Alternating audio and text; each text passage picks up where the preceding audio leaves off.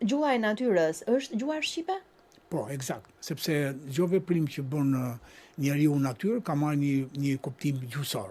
Ta zëm fshes, fsh, psheretim, pësh. Sa të mund ta shpjegoj u ispor, unë e bëj psheretim.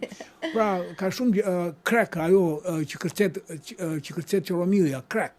Krek vjen krek do të thotë që uqa, kërciti, krek. Edhe kërciti ajo është nga ajo që kërcet, krek. Ajo ara që i thon këta dibranët, arat, i thon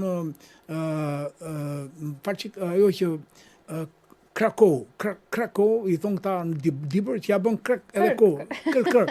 Pra Krakow i kanë i thon arës, nuk i thon arë dibranët. I thon me një term që siç e bën ara kur e thyen. S'ka rëndësi, s'po e imitoj mirë, po amanti kjo është gjuha shqipe, gjuha natyrës që s'ka nevojë për shpjegime akademike sot. E tilla janë 2300 fjalë që unë i kam zbuluar dhe i kam në një libër.